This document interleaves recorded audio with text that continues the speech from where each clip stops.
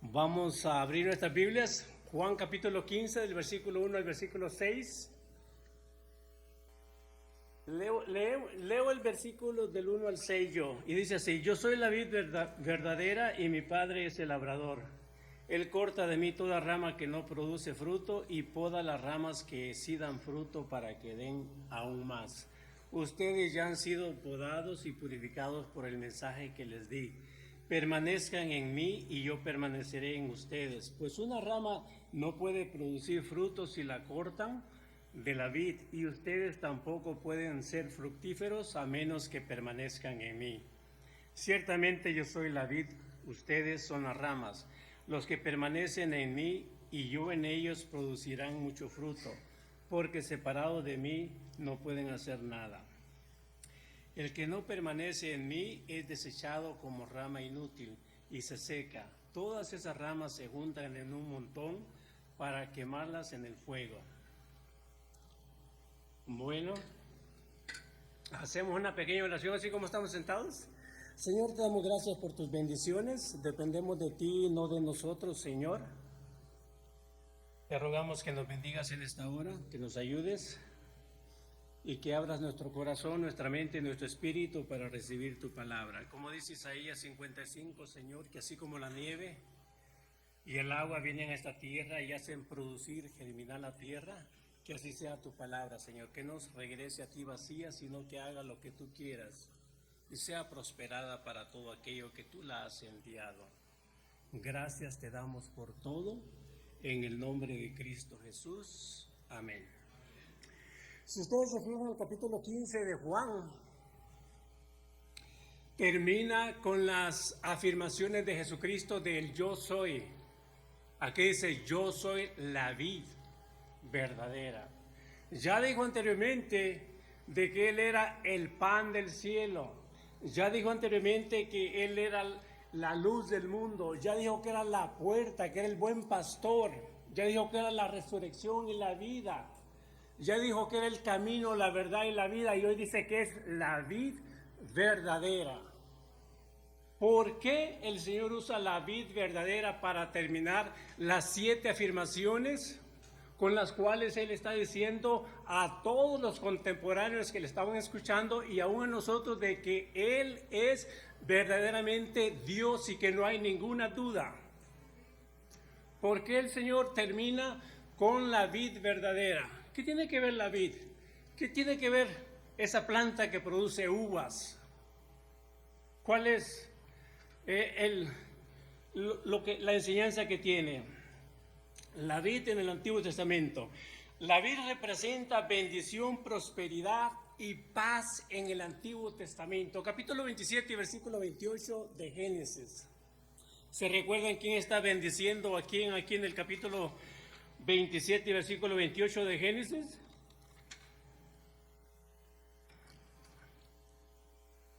Es Isaac, está bendiciendo a su hijo, Jacobo. Esaú es el primogénito, pero como Esaú vendió su primogenitura, porque a él no le importaba, entonces Jacob la tomó y el padre está viejo y quiere bendecir a su hijo, a Isaac, y le dice a Esaú, y le dice Isaac, le dice a Esaú: ve y casa y prepárame como a mí me gusta. Y va Esaú, y en lo que Esaú va, la madre de Jacob le dice: ¿sabes qué? Prepárate, porque tú vas a recibir esa bendición, es tuya. Y ya lo viste y lo prepara, y yo le voy a preparar como a él le gusta la carne, es como la comida. Así que engañan a Isaac, y Isaac está bendiciendo a su hijo. Por eso yo pienso que la vid representa bendición. Veamos lo que dice el versículo 28 del capítulo 27. Dice así, es lo que está diciendo Isaac: del rocío de los cielos y la riqueza de la tierra, que Dios te conceda siempre abundantes cosechas de grano y vino nuevo en cantidad. Esto quiere decir de que es un símbolo de ¿qué? De bendición. Isaac está bendiciendo a su hijo con todo lo que la tierra produce. Y 2 cosas principales produce la tierra: grano y vino nuevo. Ahora también la vid representa paz, representa bendición, representa prosperidad. Y tenemos un versículo del capítulo 13 de Números. Números es el cuarto libro del Pentateuco.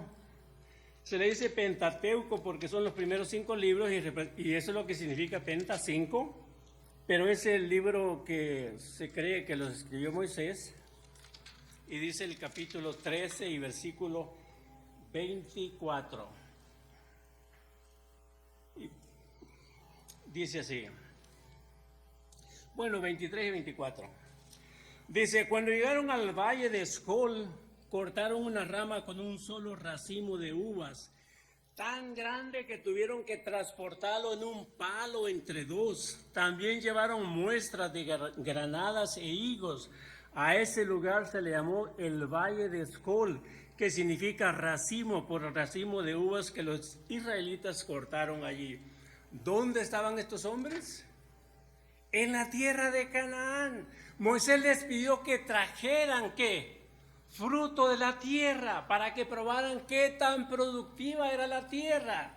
Y dice que aquellos hombres trajeron un racimo de uva entre 2. Era tan grande el racimo que eran 2 personas necesarias para cargar, y lo llevaron como muestra de que aquel lugar producía realmente frutos, que era un lugar de bendición, de prosperidad, que era un lugar exactamente como Dios se los había dicho, un lugar que ¿de qué decía? ¿De miel y de qué? ¿Por qué? Porque Dios sabía que lo producía. Un racimo, y Escol, ese es lo que significa, racimo. Le llamaron a aquel lugar Escol porque era un racimo grandísimo. Yo no sé cuántos de ustedes han tenido la oportunidad de mirar un racimo tan grande así. Yo nunca lo he mirado. Yo he estado en una ciudad que se llama Bakersfield, en California, y no he mirado racimos más o menos como así, pero no uno grandísimo como ese. Ok, el capítulo 4 del primer libro de Reyes, versículo 25.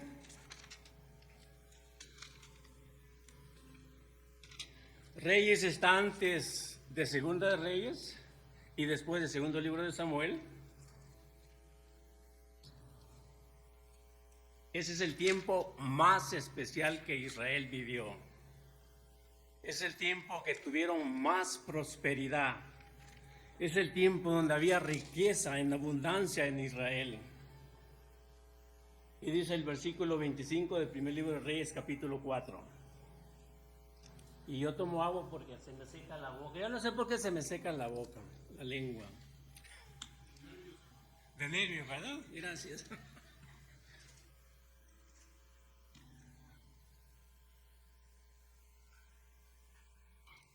Bueno, dice el versículo 25, perdón.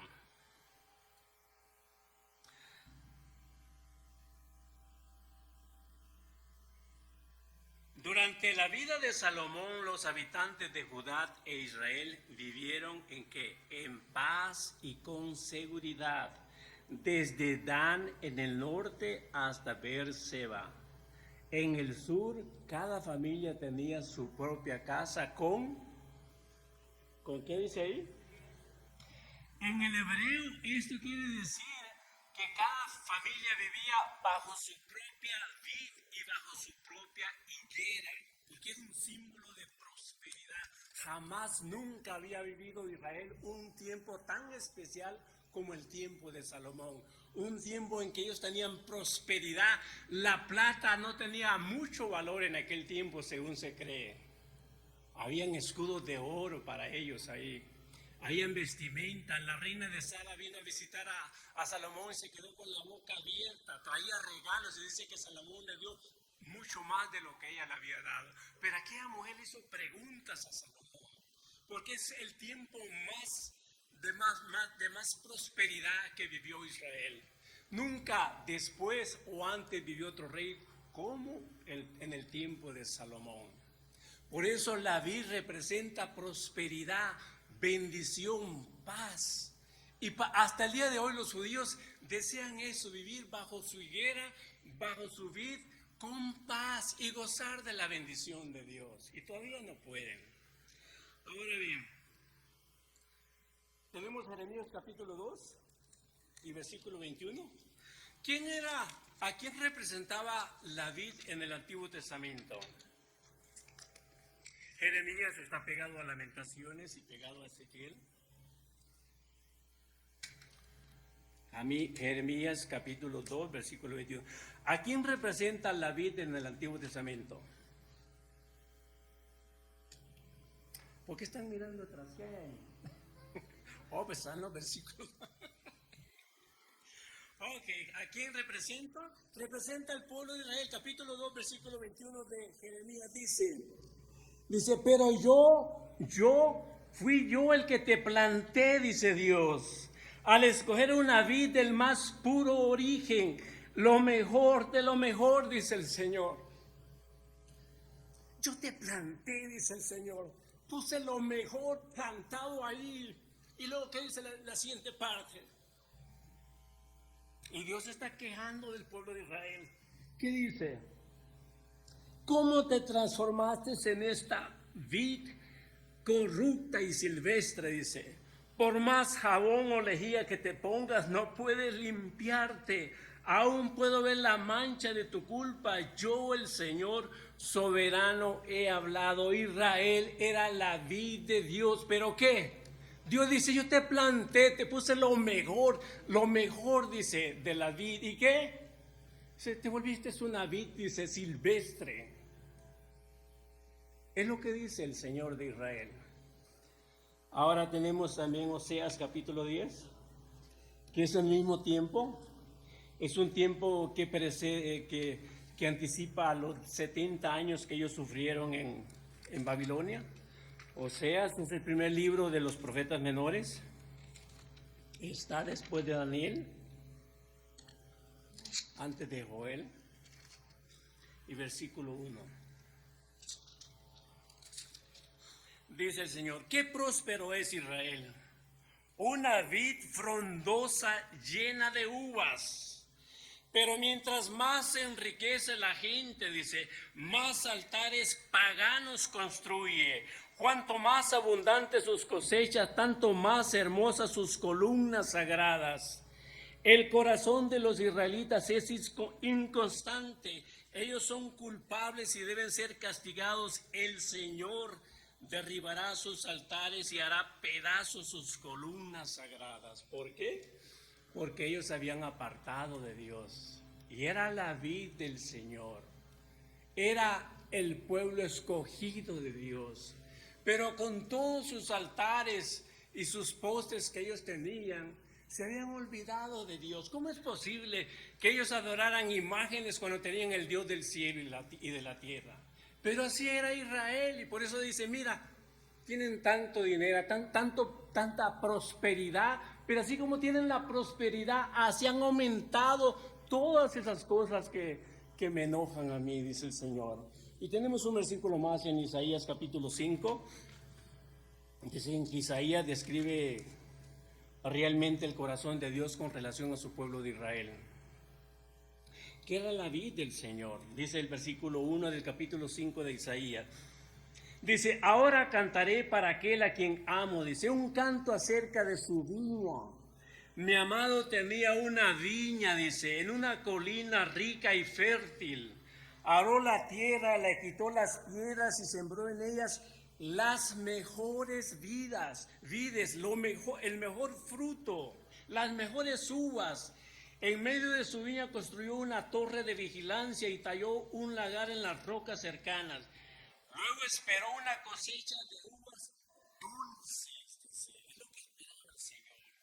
Pero las uvas que crecieron eran amargas, dice. Ahora ustedes, pueblo de Jerusalén y de Judá, juzguen entre mí y mi viña.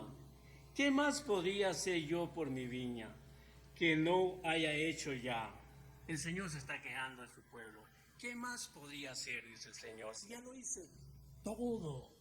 Y dice, porque cuando esperaba uvas dulces, mi viña me dio uvas amargas. Déjenme decirles ahora lo que haré con mi viña. Echaré abajo sus cercos y dejaré que se destruya. Derrumbaré sus muros y dejaré que los animales la pisoteen. La convertiré en un lugar silvestre donde no se podan las vides, ni se remueve la tierra. Un lugar cubierto de cardos y espinos. Ordenaré a las nubes que no dejen caer la lluvia sobre ella. La nación de Israel es la viña del Señor, de los ejércitos celestiales. El pueblo de Judá es su agradable huerto. Él esperaba una cosecha de justicia, pero en cambio encontró opresión. Esperaba encontrar rectitud, pero en cambio oyó gritos de ¿qué? De violencia. Ahora más, ¿qué le pasó al pueblo de Israel a través de toda la historia? Por serle infiel a Dios.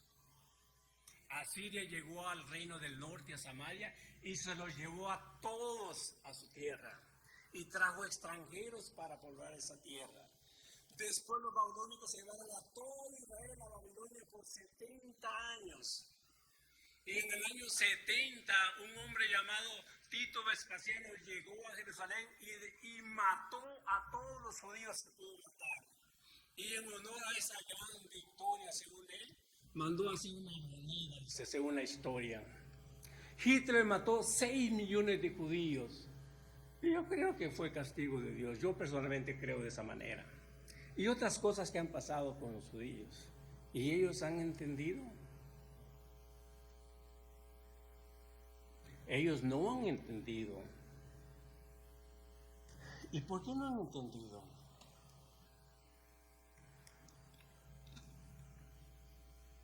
Yo no sé, ni ustedes tampoco quizás. Y quizás nunca lo vamos a saber. Pero qué tristeza para nuestro Dios que invirtió tanto tiempo, ¿no?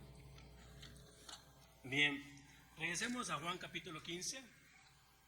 Son las razones del por qué Cristo dice que es la vid verdadera, porque Israel representaba la fuente de vida para todo el mundo. Y como ellos fallaron y fracasaron delante de Dios, Cristo viene y dice, yo soy la vid verdadera, yo soy la fuente, la única fuente de vida que a través de mí Dios va a bendecir a todo el mundo. Y no solo a Israel, sino a toda la humanidad. Por eso Cristo dice, yo soy la vid verdadera. Dice el capítulo 15, versículo 1 de San Juan. Yo soy la vid verdadera y mi Padre es el labrador, dice versículo 5. Ciertamente yo soy la vid, dice. Ahora la palabra verdadero viene del griego alésimos, que se refiere a lo real, a lo perfecto, a lo genuino. Cristo dice que Él es lo genuino, lo especial, lo perfecto. O sea que no hay error alguno en Jesucristo. No puede haber ninguna acusación en contra de Jesús. Cristo fue tentado por 40 días, después de haber ayunado 40 días. ¿Y el diablo lo hizo caer? No, porque es la perfección completamente. Por eso Jesucristo nos representa ante Dios con toda su santidad y su pureza. Lo que Israel nunca pudo hacer en toda su historia, Cristo lo hace 100%, con su sacrificio, con su muerte, con su sufrimiento. Por eso Jesús representa la vid verdadera de Dios, la única y la final fuente de vida, de salvación para toda la humanidad. Es Cristo. Ahora, por eso el capítulo 6 y versículo 35 de Juan dice lo siguiente, hablando de Jesús. Juan 6, 25. 6:35. Dice Jesús le respondió, yo soy el pan de vida, el que viene a mí nunca volverá a tener hambre, el que cree en mí no tendrá sed jamás, hambre y sed nunca va a haber el que venga a mí, dice Jesucristo. ¿Por qué? Porque es la fuente de vida, la perfección. Dice la Escritura que Él está sentado a la diestra de Dios y que entró al lugar santísimo delante del Padre. Y por eso Él nos representa, y por eso nosotros somos justificados ante Él, y por eso nosotros cometemos errores y tenemos perdón con Dios, porque oramos mucho para que Dios nos perdone. ¿Por qué nos perdona el Señor? Por la sangre de Jesús, por lo que hace Jesús en la cruz del Calvario. Por eso. No porque nosotros hagamos algo bueno, claro que hacemos cosas buenas, pero no para alcanzar la justificación delante de Dios. Por eso se cuenta la historia de que un fariseo y un publicano subieron al templo a orar. ¿Y qué decía el fariseo? Señor, yo te doy gracias que no soy como este. Yo ayuno 2 veces por semana, yo diezmo, yo hago esto y lo otro. ¿Y qué decía el publicano? Señor, sé propicio de mí porque yo sí soy un pecador. ¿Y qué dijo el Señor? Este hombre regresó, ¿qué?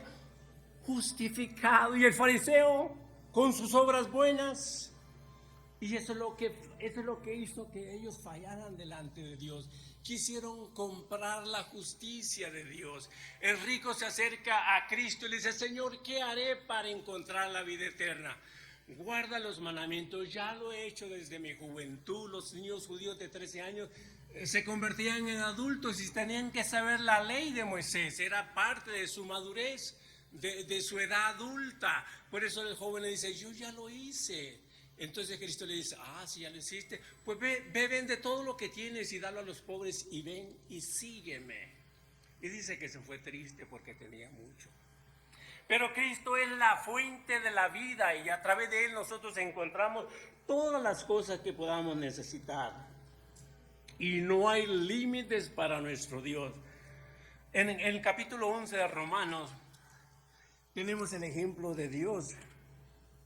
Romanos capítulo 11.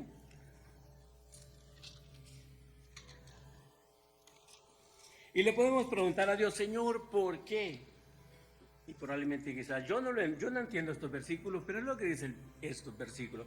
Dice, mis amados hermanos, hablando Pablo, quiero que entiendan este misterio para que no se vuelvan orgullosos de ustedes mismos. Parte del pueblo de Israel tiene el corazón endurecido, pero eso solo durará hasta que se complete el número de gentiles que aceptarán a Cristo. Y entonces todo Israel será salvo, como dicen las Escrituras, el que rescata vendrá de Jerusalén y apartará a Israel de la maldad. Y mi pacto con ellos es que quitaré sus pecados. El amor de Dios nunca se ha terminado para Israel. Jamás. ¿Por qué? Porque así es Dios. Los ama a ellos. Y no podemos negar que es el pueblo de Israel y que comete errores y esto y lo otro y Dios los castiga. Pero el amor de Dios siempre está para ellos. La dulzura y la ternura de Cristo jamás se terminan también. El Espíritu Santo está siempre cerca de nosotros para ayudarnos en todas nuestras necesidades. Como dice la Escritura, no estamos solos, Dios siempre está presente en nuestra vida. ¿Qué más dice el capítulo 15 de Juan? Versículo 2. Juan, capítulo 15, versículo 2. Dice así. Dice, Él corta de mí toda rama que no produce fruto y poda las ramas que sí dan fruto para que den aún más. Ahora, ¿de qué fruto está hablando ese versículo? Yo siempre quería saber de qué fruto habla ese capítulo 15 de Juan. Y por diferentes razones nunca me puse a estudiar, pero hoy que Javier me dio esta lectura, pues tengo que estudiar para ver qué fruto es ese. Porque realmente, ¿de qué hablan los versículos eso? ¿Cuál es el fruto de que está hablando? ¿Serán los dones del Espíritu Santo? ¿Será el fruto de traer almas a Cristo? ¿Qué fruto es? ¿El fruto del Espíritu Santo? ¿Los dones? ¿Qué es? ¿Las buenas obras? ¿Qué podría ser? ¿Alguna idea? Ayúdenme. Porque habla de un fruto, dice que van a producir fruto.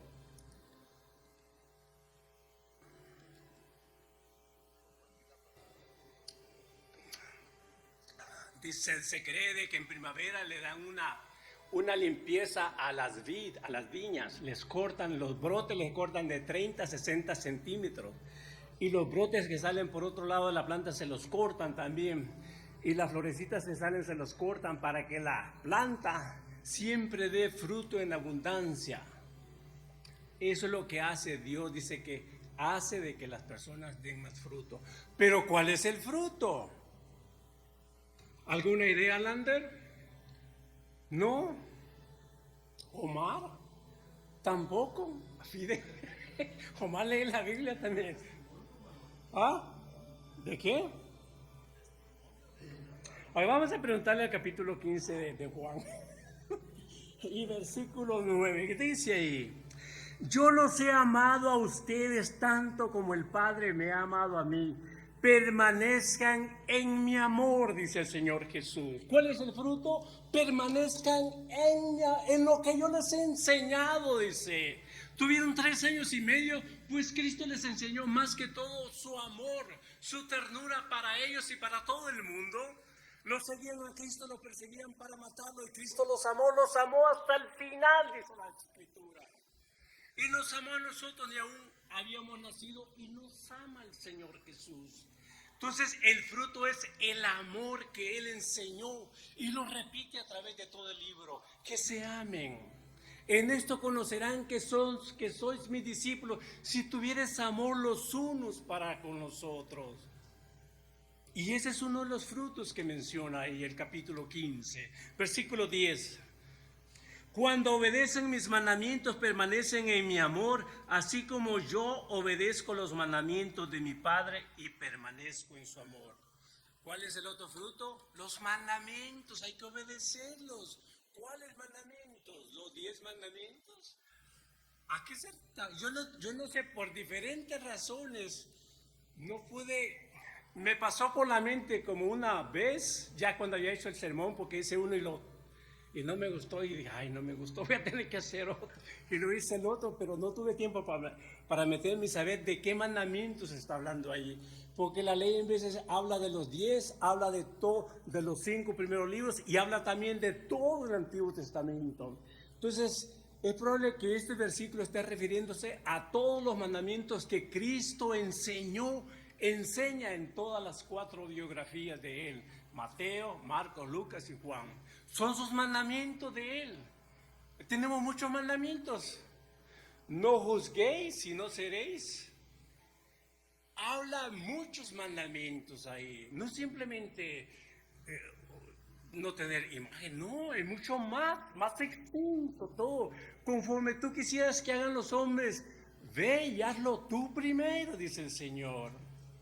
Entonces un mandamiento, cuando ores, dice, métete allá en tu recámara y ora ya tú solo, dice, pídele a Dios. Entonces, si ustedes leen las bienaventuranzas del capítulo 5 de Mateo, capítulo 5, 6 y 7, tienen un montón de material que son las enseñanzas de Jesús, mandamientos que enseña el Señor Jesús. ¿Ok? Ahora bien, otro fruto, versículo 11 del capítulo 15. Les he dicho estas cosas para que se llenen de mi gozo. Así es, desbordarán de gozo, dice el Señor. Si ustedes viven en el amor, si obedecen mis mandamientos, van a tener gozo. No solamente van a desbordar, van a tener en abundancia. Miramos personas con la cara para abajo pero ¿usted es cristiano?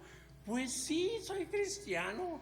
Pero pues dígale a su cara que se sonría. ¿A poco no? Yo conocí un predicador que decía así, se llama Adán Aguirre, decía, díganle a su cara de que está contento. Así decía él. Porque es cierto. Entonces, si el Señor dice aquí de que vamos a tener gozo y vamos a tener un gozo abundante, es porque de verdad.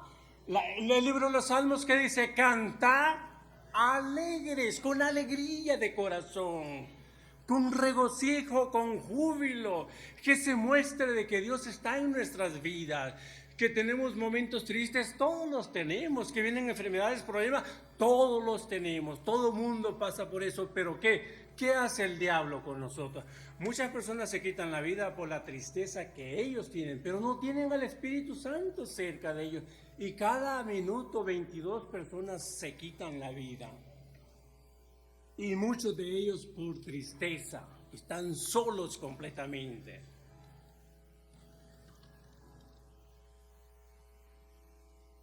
Pero nosotros somos hijos de Dios. Tenemos que tener la alegría. Y si no la tenemos, pues tenemos que platicar con nosotros. ¿Qué te pasa a ti, José? Alégrate. ¿Te fue mal? Pues ni modo, vamos a sobreponernos de ese problema. Así es la vida. No podemos quedarnos ahí. ¿Podrá un corazón triste alabar, adorar a Dios?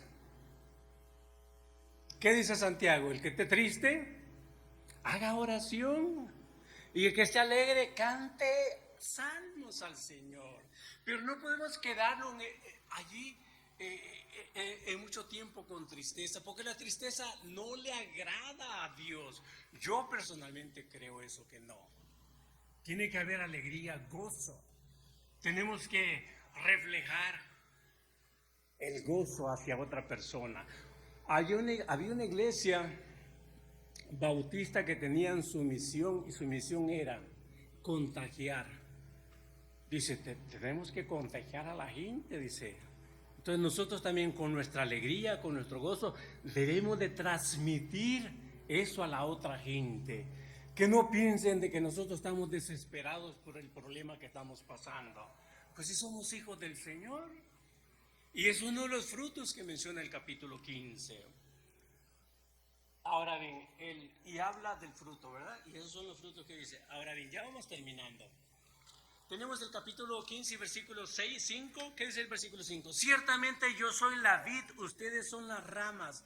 Los que permanecen en mí y yo en ellos producirán mucho fruto, porque separados de mí no pueden hacer nada. La clave es estar conectados con Jesús, engranados, como dicen los mecánicos. Estar con Él, con Cristo. Si no estamos con Cristo, va a haber tristeza, va a haber dolor, va a haber sufrimiento, va a haber lamento, va a haber queja, va a haber de todo lo que no debe de existir en nuestra vida.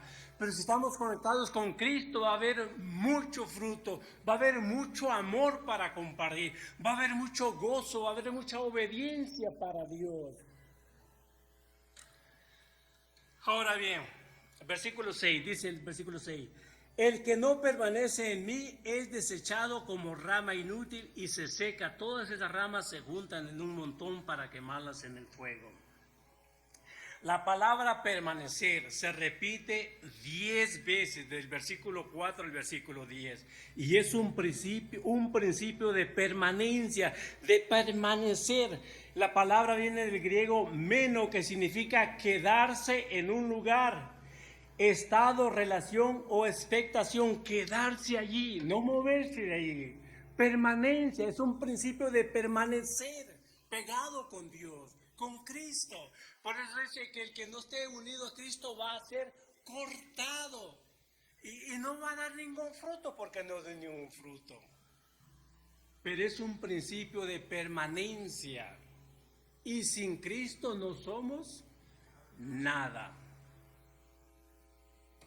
Y es lo que dice. Ahora bien, Judas estuvo con el Señor Jesucristo, ¿cuánto tiempo?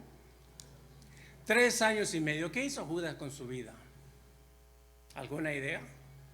Dice que siempre sustraía de la bolsa, siempre robaba. Ese hombre nunca cambió y miró a Cristo hacer milagros y oyó las enseñanzas de Cristo, las escuchó siempre. Cuando María derramó el perfume en los pies de Cristo y lo secó con su cabello, ¿quién fue el que se quejó? ¿Judas? Señor, qué desperdicio. Mira, se hubiera guardado para darse para los pobres. Nunca cambió el hombre. Y al final vendió el Señor por 30 piezas de plata, que era el salario, que era el precio de un esclavo. No cambió el hombre, nunca dio frutos. Ahora nosotros no podemos dar fruto si no estamos conectados con Cristo. El pueblo de Israel estuvo 40 años en el desierto. ¿Por qué? Porque no le creyeron al Señor. 40 años. Y aquellos que dijeron ellos, nos trajiste para que nuestros pequeños mueran, pues esos pequeños son los que van a entrar, y ustedes van a estar 40 años en el desierto. Cada día, 1 año por cada día que estuvieron en la tierra prometida. Y todos probablemente quizás se sintieron muy, muy mal.